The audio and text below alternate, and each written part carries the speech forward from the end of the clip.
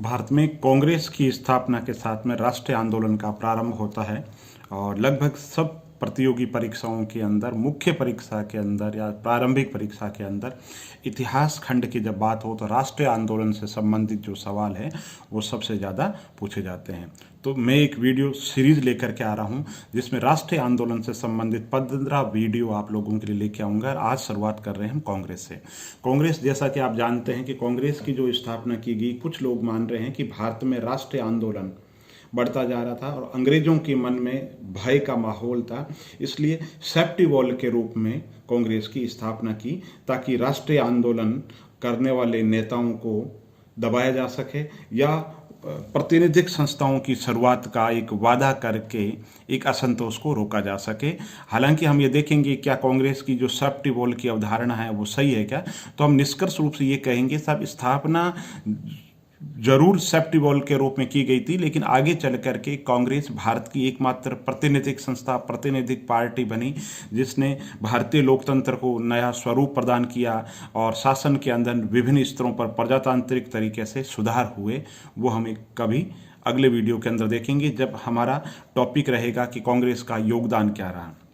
तो हम सबसे पहले बात करेंगे कांग्रेस की जो स्थापना की गई, गोकुलदास तेजपाल संस्कृत कॉलेज के अंतर्गत इसका पहला सम्मेलन हुआ था। व्योमेश चंद्र बनर्जी ने इसकी अध्यक्षता की थी। दूसरा सम्मेलन दादा भाई नौरोजी की अध्यक्षता के अंदर हुआ था और तीसरा जो अधिवेशन है बदरुद्दीन जी तैयब की अध्यक्षता के अंदर मद्रास के अंदर हुआ था। और आप याद रख सकते हैं मद्रास से मुस्लिम अध्यक्ष, ये मुस्लिम अध्यक्ष थे। और चौथा जो अधिवेशन हुआ था, फोर्थ से आप याद रख सकते हैं जॉर्ज फोर्थ है। तो जॉर्ज की अध्यक्षता के अंतर्गत, क्योंकि जॉर्ज यूल जो थे वो इसके अध्यक्ष थे, ईसाई अध्यक्ष थे। तो कांग्रेस आप देखो कैसी प्रजातांत्रिक पार्टी बनी थी कि मुस्लिम इसके अंदर अध्यक्ष, फारसी इसके अंदर अध्यक्ष, बाद में मुस्लिम अध्यक्ष और बाद के अंदर अंग्रेज अध्यक्ष। यानी पहले जो अध्यक्ष थे बनर्जी हिंदू अध्यक्ष थे, दूसरे दादा भाई जो नौरोजी थे वो फारसी थे, बदरुद्दीन जी तैयब जी मुसलमान थे और जॉर्ज यूल जो फोर्थ अधिवेशन के अंदर जो इलाहाबाद के अंदर हुआ उसके अंदर अंग्रेज अध्यक्ष थे। तो कांग्रेस कैसी अलग अलग धर्मों की एक समन्वित जो पार्टी बनी। फिर बात करें 1896 के अंदर कलकत्ता के अंदर सम्मेलन हुआ था और रहीमतुल्लाह सयानी इसके अध्यक्ष थे। पहली बार इसके अंदर वंदे मातरम गाया गया, पहली बार इसमें वंदे मातरम गया। 1905 के अंदर वाराणसी के अंदर गोपाल कृष्ण गोखले की अध्यक्षता के अंदर सम्मेलन हुआ और बंग भंग आंदोलन, चूंकि बंगाल का विभाजन कर दिया गया था कर्नल करजन के द्वारा, तो पूरे देश के अंदर एकता की चारों तरफ लहर थी। तो उस दौरान इस सम्मेलन के अंतर्गत कहा गया कि बंगाल का विभाजन करके करजन ने बहुत ही गलत कार्य किया है। 1906 के अंतर्गत दादा भाई नौरोजी की अध्यक्षता के अंदर हुआ था, स्वराज शब्द का प्रयोग हुआ। दादा भाई नौरोजी से संबंधित एक सवाल और पूछा जाता है कि उन्होंने जो किताब लिखी थी कौन सी, the poverty and British rule in India, और उसमें प्रति व्यक्ति जो आय थी उस समय 20 रुपये बताई। तो ये भी प्रतियोगी परीक्षाओं के अंदर बहुत ज़्यादा पूछा जाता था। 1906 के अंदर कलकत्ता के अंदर अधिवेशन हुआ था, दादा भाई नौरोजी की अध्यक्षता में हुआ था, स्वराज जो शब्द है उसका प्रयोग हुआ था। और 1907 के अंदर सूरत अधिवेशन हुआ था, रास बिहारी की बोस की अध्यक्षता में हुआ था। कांग्रेस दो भागों के अंदर बंट गई, गरम दल और नरम दल। एक तरफ गरम दल की बात करें तो लाल बाल पाल थे, लाला लाजपत राय, विपिन चंद्र पाल और बाल गंगाधर तिलक। तो लाल बाल पाल, इनका योगदान आपको आना चाहिए कि इन्होंने क्या किया, क्या बाल गंगाधर तिलक ने किया। तो बाल गंगाधर तिलक की जब बात करते हैं तो आपको पता है स्वराज विधेयक की जब बात आती है, तिलक पहले आदमी थे जिसने भारतीय संविधान की बात की थी। उन्होंने केसरी और जो मराठा है वो पत्रिकाएं निकाली थी। और असहयोग आंदोलन की जब बात थी तो उन्होंने एक फंड बनाया था। और विपिन चंद्र की बात आए तो विपिन चंद्र पाल जो है राष्ट्रीय आंदोलन के अंदर उग्र विचारधारा की शुरुआत की थी उन्होंने। तो इस तरीके से आपको योगदान पता होना चाहिए। इसके अलावा उदारवादी जो नेता है, दादा भाई नौरोजी का क्या योगदान है, सुरेंद्रनाथ जो बनर्जी है उनका क्या योगदान है, अन्य जो उदारवादी जो नेता है उनका क्या योगदान है। तो 1907 के अंदर सूरत अधिवेशन के अंदर कांग्रेस दो भागों के अंदर बंट गई। फिर बात करें 1911 के अंदर कलकत्ता अधिवेशन हुआ था, इसमें विशन नारायण धर थे और पहली बार जन गण मन गाया गया था। 1911 के अंदर जन गण मन गाया गया था। इसके अलावा सबसे कम उम्र के अध्यक्ष की अगर बात करें तो अब्दुल कलाम आज़ाद, मौलाना अब्दुल कलाम आज़ाद, जिन्होंने इंडिया विंस फ्रीडम लिखी थी। और भारत विभाजन से संबंधित उनका एक सवाल जो तथ्य है वो पूछा जाता है कि जब भारत विभाजन की बात आती है तो मौलाना आज़ाद लिखते हैं कि भारत विभाजन ऐसी परिस्थितियों के अंदर पहुंच पहुंच चुका था जहां पे और कोई विकल्प ही नहीं था। एक शरीर का कोई भाग अगर सड़ जाए तो उसको काट देना चाहिए, ये उनका कोटेशन था। और राष्ट्रीय आंदोलन के अंदर ये कोटेशन बहुत ज़्यादा मायने रखता है भारत विभाजन को लेके। तो सबसे कम उम्र के जो अध्यक्ष थे, 35 वर्ष की उम्र के अंदर ये अबुल कलाम आज़ाद बन गए थे।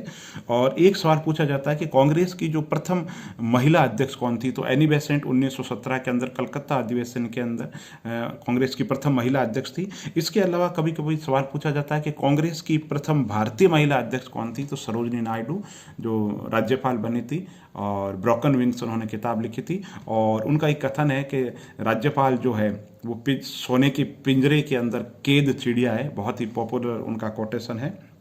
इसके अलावा 1916 के अंदर लखनऊ अधिवेशन हुआ था, अंबिका चरण मजूमदार की अध्यक्षता में हुआ था। और इसमें जो कांग्रेस पार्टी जो 1907 के अंदर सूरत अधिवेशन के अंदर गरम दल में और नरम दल के अंदर बंट गई थी, उसका वापस एकीकरण हो गया। एकीकरण किसके प्रयासों से हुआ था? ये एकीकरण तिलक जी और एनी बेसेंट के प्रयासों से हुआ था। इसमें कांग्रेस और जो मुस्लिम लीग थी, उनके मुस्लिम कांग्रेस और मुस्लिम लीग के बीच के अंदर समझौता हुआ था, इसलिए लखनऊ अधिवेशन बहुत ज़्यादा मायने रखता था। इसके अलावा हम बात करें कि गांधी जी 1924 के अंदर बेलगांव जो सम्मेलन है उसके अंदर अध्यक्ष रहे। और 1929 के अंदर पूर्ण स्वराज की जब बात आती है तो जवाहरलाल नेहरू अध्यक्ष रहे थे।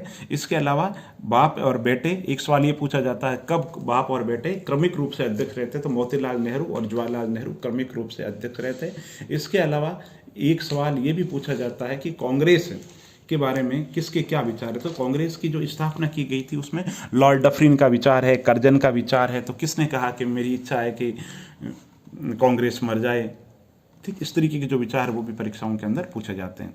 अब हम बात कर लें, यही सवाल अगर मुख्य परीक्षा के अंदर आपको पूछा जाए तो मुख्य परीक्षा जैसे संघ लोक सेवा आयोग के IAS हो गया या UPPCS RS मुख्य परीक्षा, उसमें अगर पूछा जाए तो मैं आपको बताता हूँ कैसे इसके बारे में लिखना है।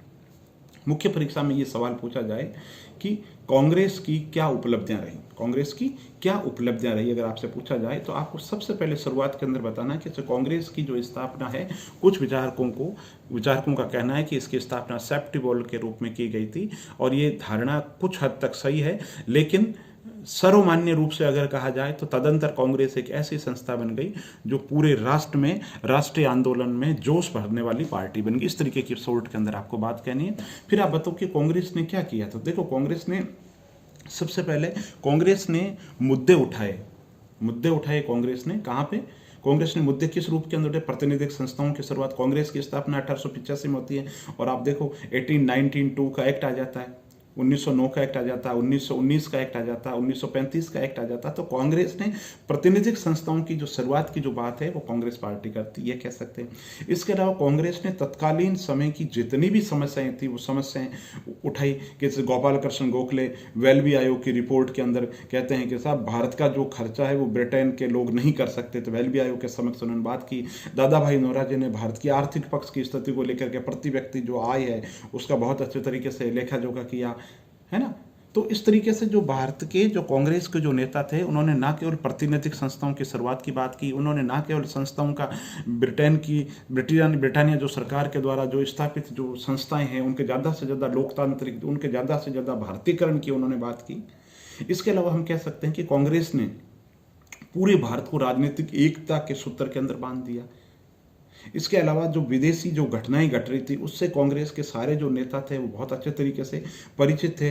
तो ब्रिटिश सरकार पर प्रतिनिधिक संस्थाओं में सुधार के साथ साथ लोकतांत्रिक संस्थाओं के सुधार के साथ साथ में जहाँ संस्थागत सुधार की बात है उस पर भी दबाव डाल रहे थे, फर्क पड़ रहा था। जैसे कि आप देख लीजिए संघ लोक सेवा आयोग की स्थापना हो गई, लोक सेवा में बहुत ज़्यादा सुधार हुआ।